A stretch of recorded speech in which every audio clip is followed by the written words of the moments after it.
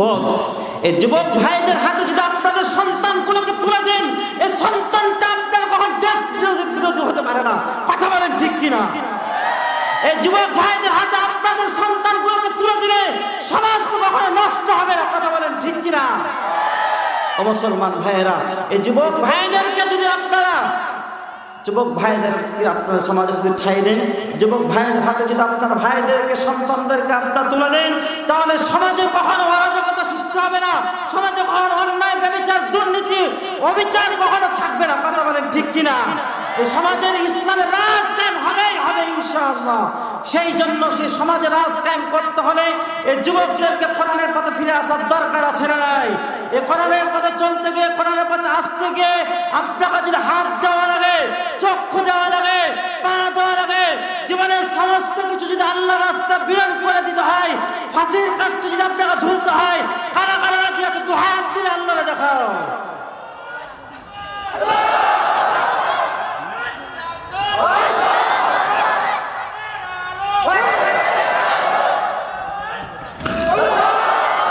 জান্নাতে ব্যক্তি ডাক দিয়ে বলবেন, দুনিয়াতে আমি নামাজ পড়ি নাই, দুনিয়াতে নামাজ যেহেতু তুমি পড়ো নাই, আসসালাতু মিফতাহুল জান্নাহ, নামাজটা হচ্ছে জান্নাতের চাবি। সুতরাং দুনিয়ায় যা নামাজ পড়ো সেখান থেকে জান্নাতের গেটের চাবি নিয়ে আসো। আসার কি সুযোগ থাকবে? আসার আর কোনো সুযোগ থাকবে না রে মুসলমান। এই জন্য নামাজ আমাদেরকে পড়া লাগবে, নয়তো বাপ এই যে দুনিয়া ধোকার বস্তুর মধ্যে আজকে আমরা পড়ে আছি, এই ধোকার বস্তুর পিছনে পড়ে থাকার কারণে জীবনটা আমাদের বরবাদ হয়ে যাবে। একদিন মনে করেন তো দেখি যে আল্লাহ আমাদেরকে নামাজ পড়ার হুকুম দিয়েছেন, সে আল্লাহ তো আমাদেরকে কোরআনুল কারীম মেনে চলার হুকুম দিয়েছে। কথা বলেন ঠিক কিনা? এই কোরআনটা আমাদের সমস্ত সমস্যার সমাধান দিতে পারে। এর মধ্যে কোনো ভুল আছে নাকি? এর মধ্যে কোনো ভুল নাই। এই কোরআনের ভিতরে 1 নয় 2 নয় 82 বার নামাজের বক্তব্য আল্লাহ তাআলা দিয়েছেন। এই জন্য নামাজটা ফরজ না আমাদের জন্য নফল। এই ফরজটা আদায় করা দরকার আছে না নাই? ফরজ আমাদেরকে আদায় করতে হবে মুসলমান ভাইয়েরা। এই জন্য আমাদেরকে ফরজের দিকে আমাদের ঝুঁকতে হবে। আমাদেরকে নামাজটা ঠিক মতো আদায় করা লাগবে। কেন নামাজ আদায় করিস না রে মুসলমান? একবার নিজের মনকে প্রশ্ন করে দেখ, কেন পড়িস না? এই পৃথিবীর জমিনে যখন ভূমিষ্ঠ হই আমরা, ভূমিষ্ঠ হওয়ার সঙ্গে সঙ্গে আমাদের জীবনের যৌবন ছিল না, আমাদের শক্তি ছিল না, চলার কোনো আমাদের ক্ষমতা ছিল না, কথা বলার বাক স্বাধীনতাও ছিল না, আমরা চলতেও পারতাম না। কিন্তু এই আল্লাহ রাব্বুল আলামিন আমাদেরকে চলার ক্ষমতা দান করলেন, চলার আমাদের শক্তি সাহস দিলেন, যৌবন দিলেন। ধীরে ধীরে আমরা বড় হলাম। বড় হওয়ার পরে আমরা সে আল্লাহর হুকুমটাকে আমরা যেন আজকে প্রত্যাখ্যান করছি। কথা বলেন ঠিক কিনা? আমরা আল্লাহ তাআলার হুকুমকে আজকে প্রত্যাখ্যান করেছি। এই জন্য আজকে আমরা মুসলমানরা অশান্তির দাবানলে চলতেছি। আমার মুসলমান ভাইয়েরা, আল্লাহ রাব্বুল আলামিন বললেন, ও মানব সমাজ, তোমরা আমি আল্লাহ তাআলার হুকুমগুলো যদি পালন করতে পারো, तमाम পৃথিবীতে যা আছে আমি তোমাদের জন্য বরাদ্দ করে রেখে দিয়েছি। হুয়াল্লাযী খলাকালাকুম মা ফিল আরদি জামিয়া, এই পৃথিবীর জমিনে যা কিছু আছে আমি আল্লাহ তাআলা তোমাদের জন্য আমি সৃষ্টি করে দিয়েছি। শুধু তাই না, আল্লাহ বারবারকে ডাক দিয়ে বলেন, কাইফা তাকফুরুনা বিল্লাহি ওয়া কুনতুম আমওয়াতান ফাআহইয়াকুম সুম্মা ইউমীতুকুম সুম্মা ইউহয়ীকুম সুম্মা ইলাইহি তুরজাউন।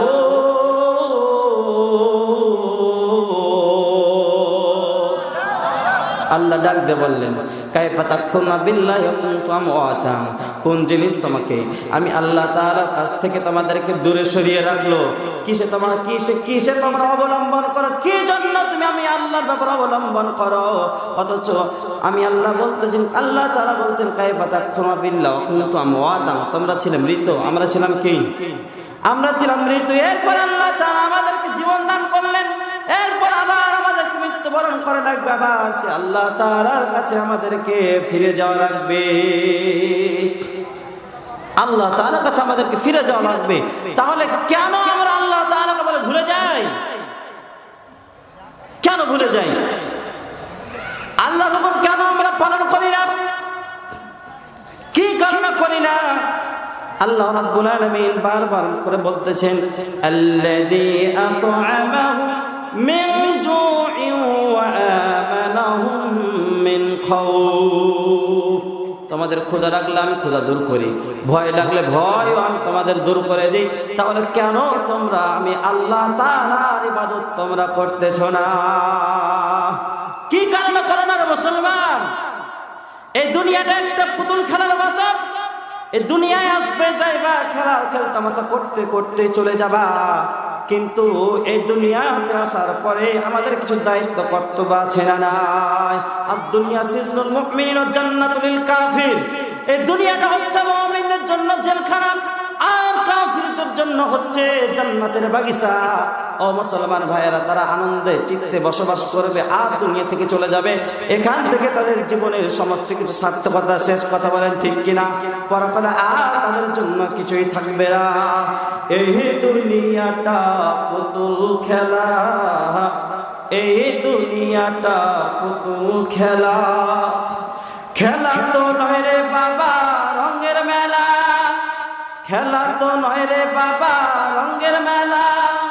কিছু হাসি কিছু কান্নার ভেলা, এই দুনিয়াটা পুতুল খেলা, এই দুনিয়াটা পুতুল খেলা। ঠিক কিনা? একদিন ছিলাম পুতুল, আবার হব পুতুল, মায়ের কোলেতে ছিলাম অবলা। ঠিক কিনা? একদিন আমরা পৃথিবীর জমি যখন ভূমিষ্ঠ হয়েছিলাম, আমরা অবলা ছিলাম। মা আমাদের যেখানে রাখতো সেখানে আমরা থাকতাম, আমাদের কথা বলার কোনো শক্তি ছিল না। একদিন ছিলাম পুতুল, আবার হব পুতুল, মায়ের কোলেতে ছিলাম অবলা। মায়ের ধুলাবালি ঝেড়ে দিয়া টান দিয়া কোলে লইয়া, ধুলাবালি ঝেড়ে দিয়া টান দিয়া কোলে লইয়া, মুখেতে চুমা দিয়া বসিত ভালা। এই দুনিয়াটা পুতুল খেলা, রে এই দুনিয়াটা পুতুল খেলা। ঠিক কিনা? কেউ বলবে আল্লাহ আল্লাহ, কেউ বলবে হায় রে হায়, আয় বালি খান নাই। ঠিক কিনা? আমি যখন মারা যাব, মারা যাওয়ার পরে মসজিদে এলান হয়ে যাবে, অমুক গ্রামের অমুক ব্যক্তি নাই, মারা গিয়েছে। আহারে হাই হাই, গত রাত্রে তার সাথে আমাদের সাক্ষাৎ হলো, আলোচনা শুনলাম, আর আজকে সকালবেলা নাই চলে গেছে। ঠিক কিনা? কেউ বলবে আল্লাহ আল্লাহ, কেউ বলবে হায় রে হায়, আয় বালি খান নাই। কেউ কাটবে মাটি কাঁচা বাঁশের পালকি, কেউ কাটবে মাটি কাঁচা বাঁশের পালকি, তুই লইয়া যাবে নতুন দলা। এই দুনিয়াটা পুতুল খেলা, হায় রে এই দুনিয়াটা পুতুল খেলা, এই দুনিয়াটা পুতুল খেলা, হায় রে এই দুনিয়াটা পুতুল খেলা। লিল্লাহি তাকবীর। সম্মানিত ভাইয়েরা, এই দুনিয়াটা হচ্ছে একটা পুতুল খেলার মতো। এই দুনিয়াটা একটা কি? পুতুল খেলার মতো। এই পুতুল খেলার ভিতরে আমরা যাতে আমরা শোভে না যাই, দুনিয়ার মহব্বতে আমরা যাতে না পড়ে গিয়ে নিজেদের জীবনটা বরবাদ করি। সম্মানিত ভাইয়েরা, রাসূল সাল্লাল্লাহু আলাইহি সাল্লামের একটা হাদিস আপনাদের সামনে বলবো, বলার পরে আমাদের প্রধান মেহমান চলে আসবে, এরপর আমার আলোচনা আমি শেষ করে দেবো ইনশাআল্লাহ। সম্মানিত ভাইয়েরা, আমাদের ভিতরে বড় বড় 5টি রোগ রয়েছে। যারা বলেন কয়টি? ভালো করে শুনবেন। এই রোগগুলো যাদের ভিতরে থাকবে এই ব্যক্তিগুলো হচ্ছে জাহান্নামী। বলেন তো কি? জাহান্নামী ব্যক্তিগুলো কি? জাহান্নামী। এই ব্যক্তিগুলো হবে জাহান্নামী, এই রোগগুলো যাদের ভিতরে থাকবে। সম্মানিত ভাইয়েরা, 1 নম্বর আল্লাহ রাসূলের হাদিস সংক্ষিপ্তভাবে আপনাদের সামনে বলতেছি। 1 নম্বরে কপটতা। 1 নম্বর হচ্ছে কপটতা। হুজুর সামনে উঠে আসেন, আসেন, চলে আসেন।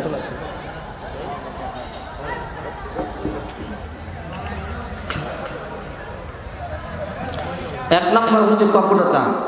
কপটতা মানে আপনারা বুঝেন, মিথ্যাবাদী। বলেন তো কি? মিথ্যা কথা বলা, ভণ্ডামি করা।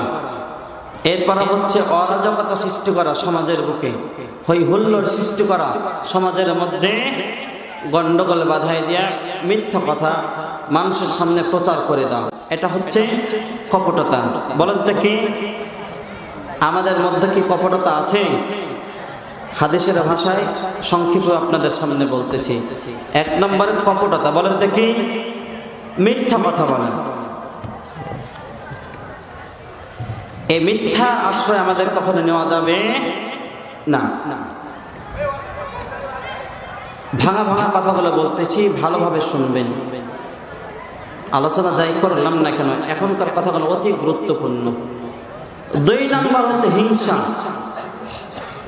2 নম্বর কি বলেন তো? হিংসা। হিংসা এমন একটা জিনিস, এই হিংসা এমন একটা জিনিস, কার মধ্যে যদি হিংসা বিদ্বেষ থেকে থাকে তাহলে ওই মানুষটা জীবনের আমলগুলো কুরে কুরে খেয়ে নেয়, বরবাদ করে দেয়, নেক আমলগুলো নষ্ট করে দেয়। নাউজুবিল্লাহ বলেন। এই হিংসার কারণ হচ্ছে অন্যের ক্ষতি করা। কেমনে ক্ষতি করা? ওই ব্যক্তিটা 5 তলা বিল্ডিং করলো, আহারে বেড়ে গেল, ওই বেড়ে যাচ্ছে, এটা তার সহ্য হচ্ছে না। কিভাবে তাকে সেখান থেকে নামিয়ে নেওয়া যায় সেই প্ল্যান পরিকল্পনা নিয়ে সামনে সেই কথা বলে, এমন চিন্তা চেতনা থাকে। এ মিথ্যা। আমাদের মধ্যে যদি কারো এই হিংসা থেকে থাকে, মিথ্যা যদি থেকে থাকে, আমাদেরকে দূর করা দরকার আছে না নাই? 3 নম্বর হচ্ছে অহংকার। অহংকার মানুষকে ধ্বংস করে দেয়। দাম্ভিকতা। সমাজের বুকে দাম্ভিকতা। আমি হচ্ছে সমাজের মধ্যে সবচেয়ে বড় ধনাঢ্য ব্যক্তি, আমি হচ্ছে সমাজের সবচেয়ে বড় নেতা, আমার কথা মতোই চলবে সমাজ, কেউ আমার উপরে কথা বলতে পারবে না। সাউন্ড মনে হচ্ছে কমে গেল নাকি?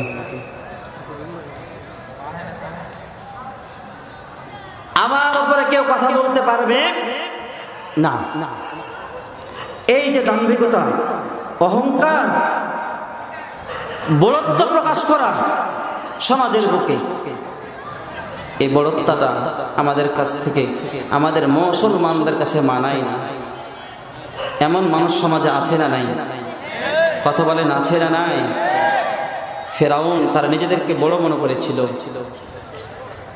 ফেরাউন নিজেকে বড় মনে করেছিল, কারুন নিজেকে বড় মনে করেছিল, সাদ্দাত নিজেকে বড় মনে করেছিল, নমরুদ নিজেকে বড় মনে করেছিল, আবু জেহেল নিজেকে বড় মনে করেছিল, অহংকার করেছিল, দাম্ভিকতা করেছিল।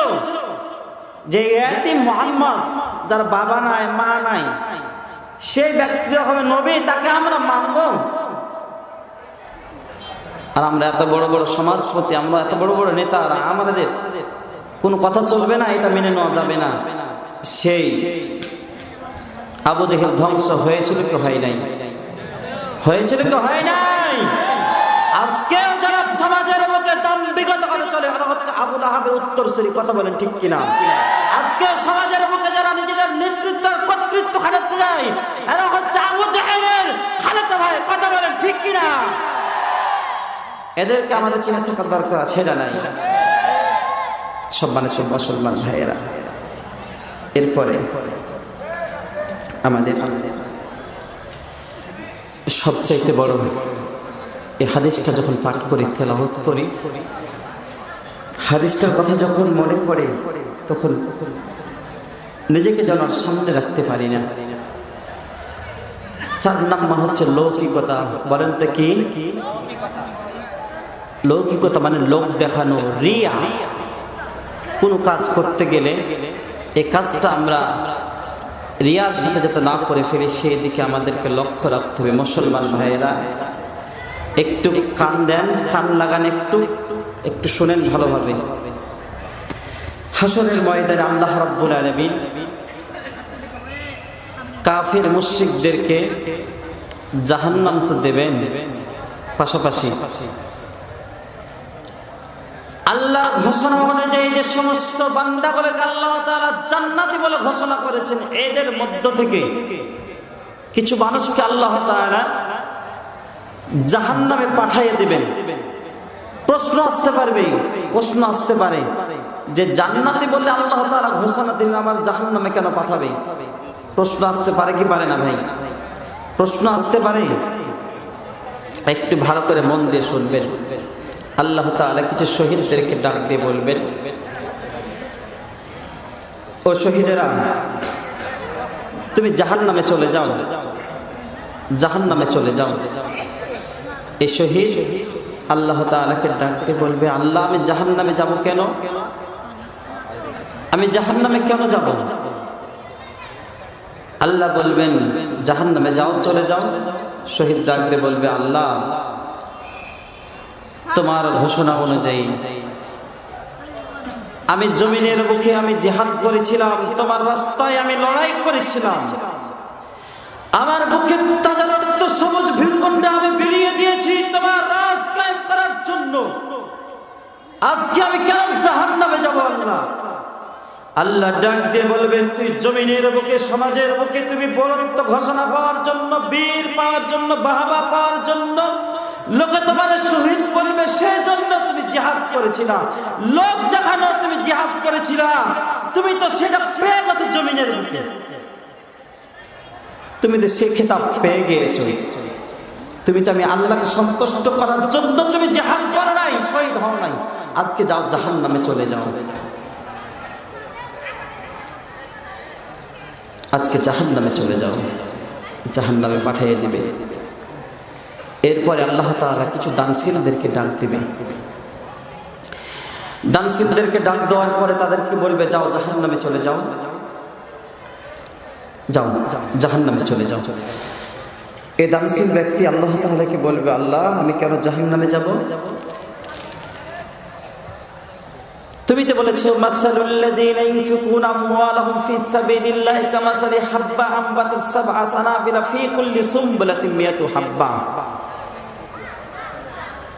তোমার ঘোষণা অনুযায়ী আমি জমিনে তোমার রাস্তায় আমি খরচ করেছি, জিহাদের ময়দানে আমি দান করেছি, আমি মসজিদে দান করেছি, মসজিদ বানিয়ে দিয়েছি, মাদ্রাসা বানিয়ে দিয়েছি, রাস্তাঘাট আমি তৈরি করে দিয়েছি, অসহায় মানুষদেরকে আমি সাহায্য সহযোগিতা করেছি। আল্লাহ আজকে আমি কেন জাহান্নামে যাব? আল্লাহ ডাক দিয়ে বলবে, আল্লাহ ডাক দিয়ে বলবে, তুমি তো নিজে বাহাবা পাওয়ার জন্য, বড় দানশীল হওয়ার জন্য তুমি জমিনে তুমি দান করেছিলে। আজকে এই যে বাহাবা তুমি সমাজের বুকে পেয়ে গিয়েছো, বড় দানশীল মানুষ তোমারে বলবে সেটা জমিনে পেয়ে গিয়েছো, আমাকে সন্তুষ্ট করার জন্য তুমি দান করো নাই, যাও জাহান্নামে চলে যাও, go to the hell fire, যাও জাহান্নামে চলে যাও। জাহান্নামে পাঠিয়ে দেবে সর্বশেষ। আল্লাহ তাআলা কিছু আলেম সমাজদেরকে ডাক দেবেন। এই জায়গাটা যখন আমাদের আসে, কিছু দায়ীদেরকে আল্লাহ তাআলা ডাক দেবেন।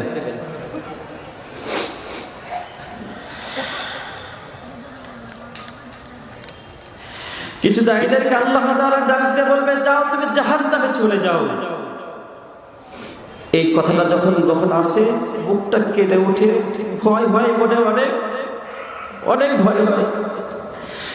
আলেমকে ডাক দিয়ে বলবে, যাও তুমি জাহান্নামে চলে যাও,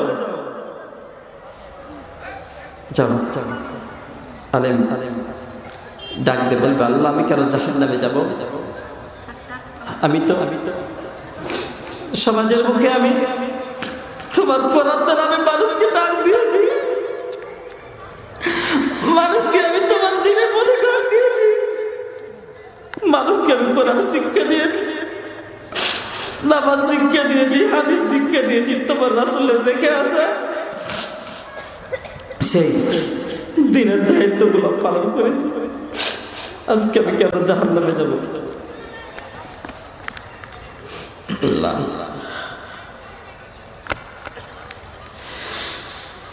যাও, তুমি জাহান্নামে চলে যাও।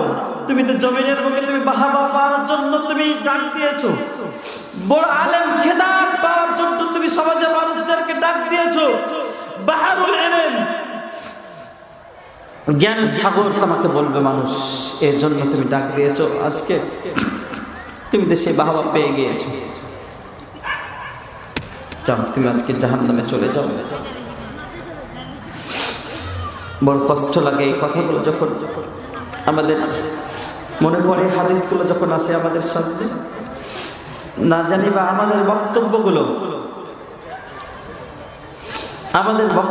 রোগ দেখানো হয়ে যায় কিনা, নিজেকে বড় আলেম ভাবা হয়ে যায় কিনা, নিজেকে বড় বক্তা ভাবা হয়ে যায় কিনা। দোয়া করবেন ভাই, যাতে করে এই সমস্ত শহীদ দায়িত্বশীল আলেম দায়িত্বশীল হওয়া থেকে আল্লাহ তাআলা আমাদের সবাইকে বেঁচে থাকার তৌফিক দান করেন। বলেন আল্লাহুম্মা আমিন। এই সমস্ত আলেম হওয়া থেকে আমাদেরকে বেঁচে থাকতে হবে। এরপরে 5 নম্বর যেটা হচ্ছে মন্দ ধারণা। কারোর প্রতি কখনো মন্দ ধারণা করা যাবে না, না জেনে না বুঝে।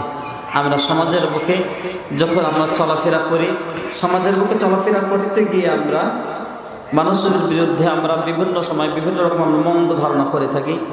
এই মন্দ ধারণা থেকে আমাদেরকে বেঁচে থাকতে হবে সব সময় আমাদেরকে, কেননা এই মন্দ ধারণা করতে গিয়ে আমাদেরকে জাহান্নামের আমাদেরকে খড়ি হতে পারে। কথা বলে ঠিক কিনা? একজন মানুষ, দুইজন আলেম ধরে এখানে বসে গল্প করছে, দুইজন সাধারণ মানুষ গল্প করছে। এই যে গল্প করছে, গল্প করার কারণে আপনারা হয়তো মনে করবেন এরা দেশের বিরুদ্ধে ষড়যন্ত্র করছে। এমন সমাজে কথা চালু আছে না নাই?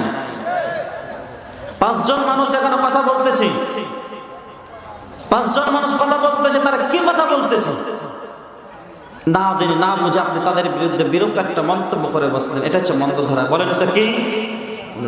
সম্মানিত ভাইয়েরা, পিছনে যারা দাঁড়িয়ে রয়েছে তাদের একটু বসার জায়গা করে দেন। সামনে যারা আছেন তারা আর একটু সামনে আগে আসুন। ভাইদের জন্য জায়গা করে দেন। আল্লাহ তাআলা আপনাদের জন্য জান্নাতের জায়গা প্রশস্ত করে দেবে। আসুন, এগিয়ে আসুন। একটু সময় দাঁড়ান দেখি, দাঁড়ান, দাঁড়িয়ে আসুন, দাঁড়ান, আগে আসুন, সামনে থেকে এগিয়ে আসুন।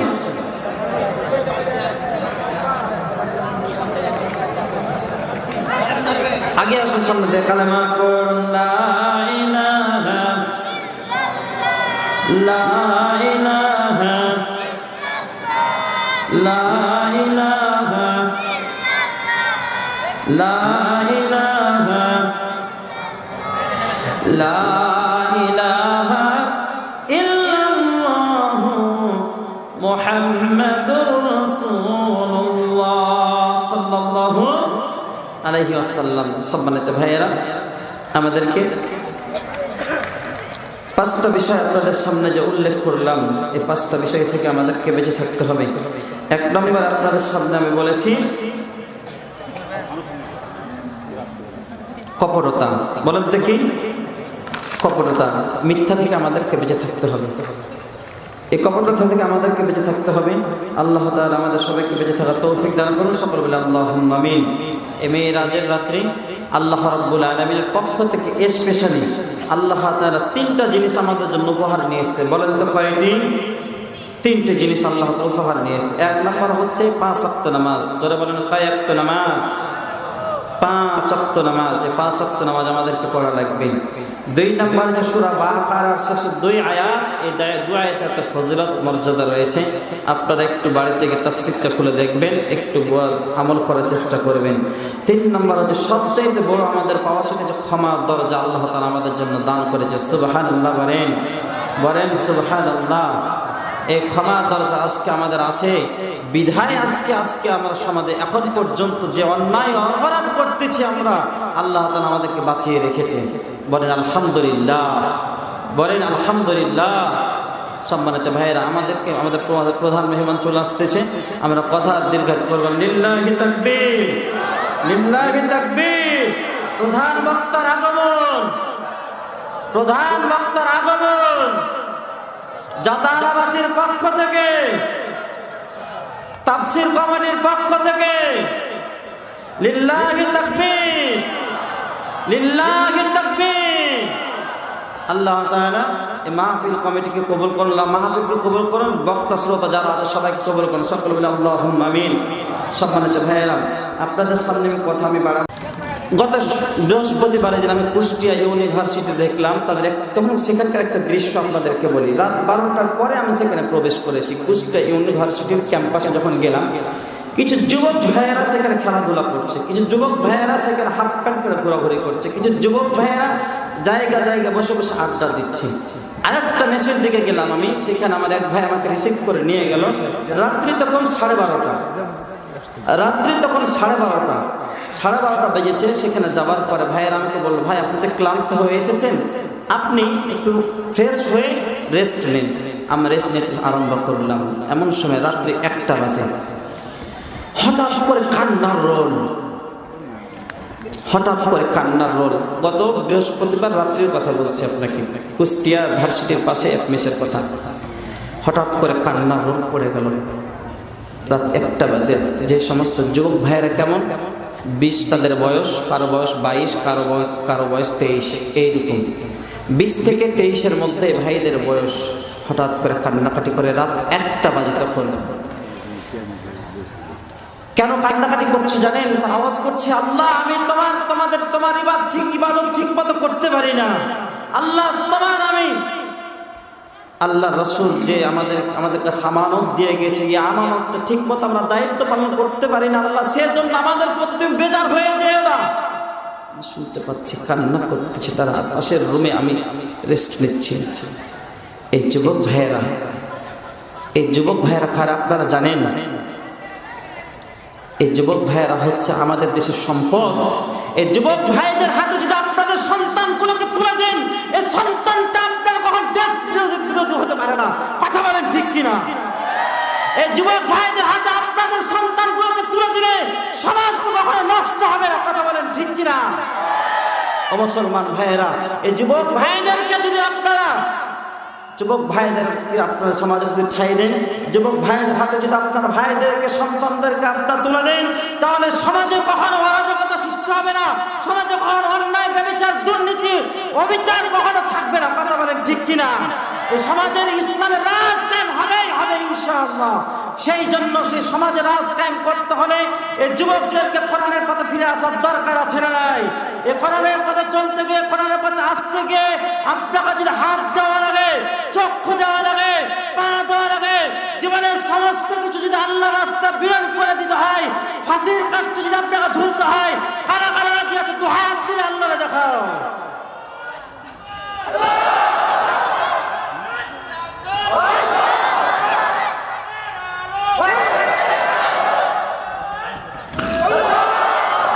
আলহামদুলিল্লাহ, আল্লাহ তাআলা কবুল করেন, বলেন আমিন। সম্মানিত ভাইয়েরা, কথা আর বাড়াচ্ছি না। আমরা হচ্ছে কোরআনের সৈনিক। বলেন তো কার সৈনিক? আল কোরআনের সৈনিক। এই কোরআনের পথে আমরা থাকবো, কোরআন আমাদের জীবন পরিচালনা করবো ইনশাআল্লাহ। আল্লাহ তাআলা আমাদের সবাইকে যেন বক্তা, শ্রোতা, কমিটি যারা রয়েছে, যারা যেখান থেকে উপস্থিত হয়েছে, যারা যেখান থেকে শুনতে পাচ্ছেন, আল্লাহ তাআলা সবাইকে হেদায়েত দান করুন, সবাইকে কোরআনের জন্য কবুল করুন। সর্বোপরি এই দেশকে যেন জালিমের হাত থেকে আল্লাহ তাআলা রক্ষা করেন, বলেন আল্লাহুম্মা আমিন, আল্লাহুম্মা আমিন, আল্লাহুম্মা আমিন। সবাইকে অসংখ্য ধন্যবাদ। সবার জন্য দোয়া করি, সবার কাছে দোয়া চাই। আমার কথা শেষ করছি। আসসালামু আলাইকুম ওয়া রাহমাতুল্লাহ।